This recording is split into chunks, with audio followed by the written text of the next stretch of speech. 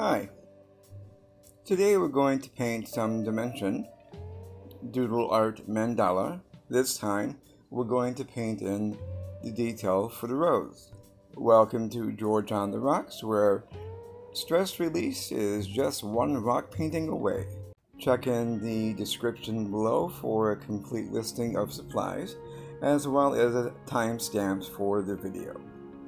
If you wouldn't mind giving me a thumbs up on the video, it would be greatly appreciated because it really does help my channel. Thanks a lot.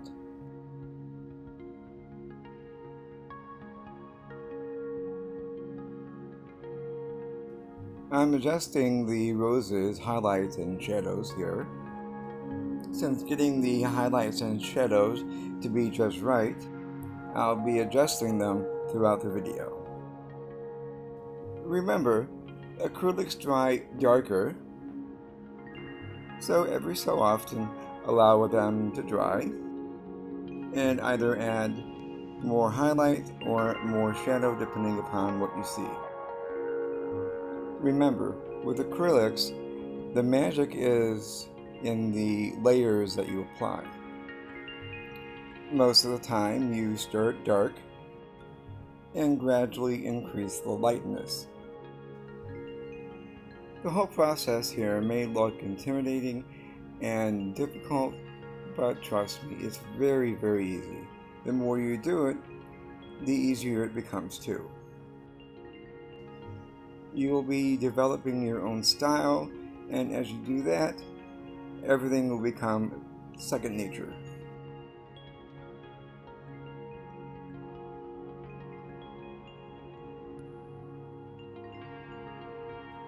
If you're enjoying this video and would like to see more rock painting videos, subscribe to my channel. I upload new videos every Thursday and sometimes on Monday. If there is ever a buildup of paint, just wipe it off with a paper towel or a paint rag. But be very gentle. This is golden acrylic glazing medium. It's a little pricey sometimes, but I've had this bottle here going on 2 years, and it's not even close to being empty. As the name implies, the glazing medium allows you to gradually and slowly build up glazes one on top of the other.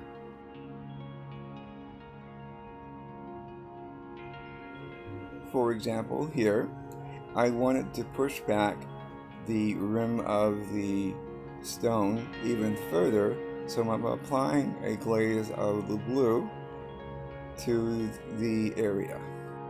With the glazing medium, you can be as subtle as you like.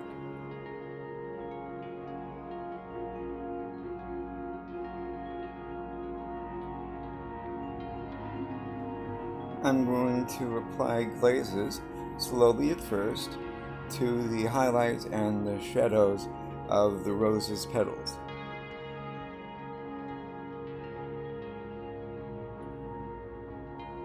As you can see, it's a matter of balancing out the shadows and then the highlights.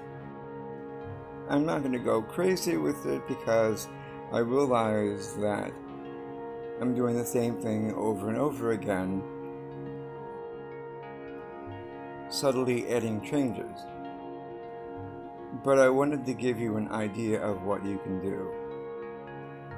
The more glazing material that you have with the pigment or the paint, the more of a glaze you can accomplish. You also are adding a little bit more of a dry time to the pigment themselves. So depending upon where you're painting, like what temperature or humidity level, adjust accordingly.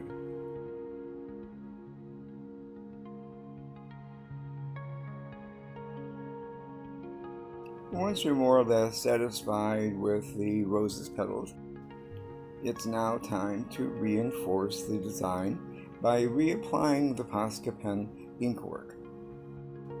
This accomplishes two things.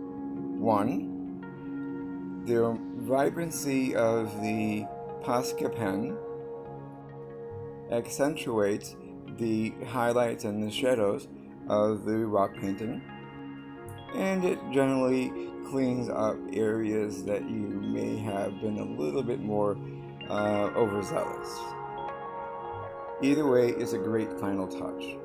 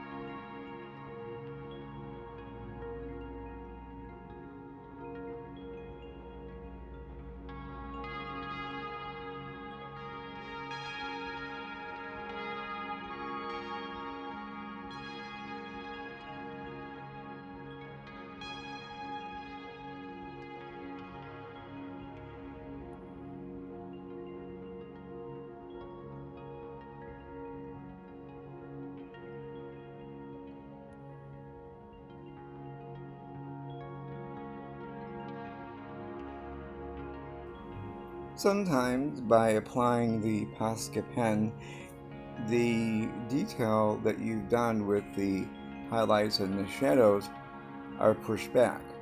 Not a problem, just reinforce the highlights and the shadows as needed.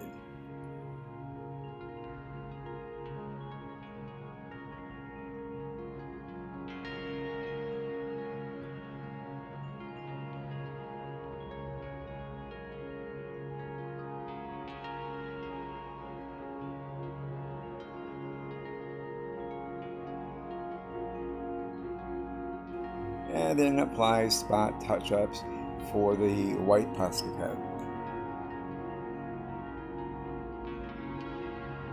And now it's time to sign your new masterpiece.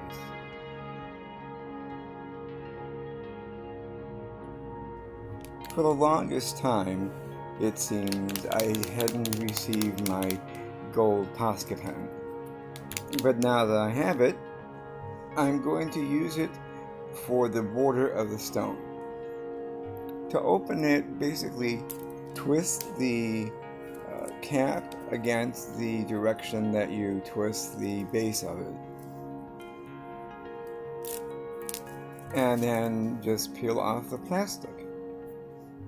And of course, remember to recycle. To activate a Posca pen, remember that you need to shake it up and down, and then pump it and prime it so that the ink flows.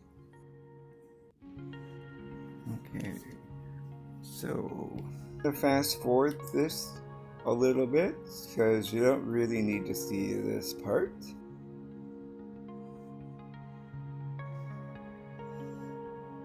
I think what I'm going to do though is, I like the gold, which is fine, but I think my purposes of working on the back with the gold, I'm going to order a larger, maybe a medium or a large, so I'm not so much taking up a lot of time. But I do like the coverage. And I also don't have to worry about varnishing issue, so it's good. Don't mind me, I'm just rambling while I do the gold, so bear with me. Now I'm doing it on the side of the pen itself, which I'm not sure if you're supposed to do that, but that's how I'm doing it now. There shouldn't be a problem. And I think the next time I do one of these, I'm going to actually sign it on the back, not so much on the front, because you can't really see it. I mean, I don't want to distract or take away from the actual stone painting, but I would like to see what I pass off as my signature. Alright, that looks good. Just subtle enough to incorporate the whole thing. Let's get some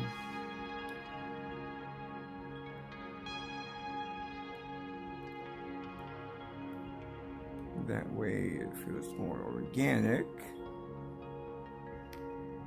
And we are done, I think. Well, you know me. I say I'm done, but I'm not. We'll see.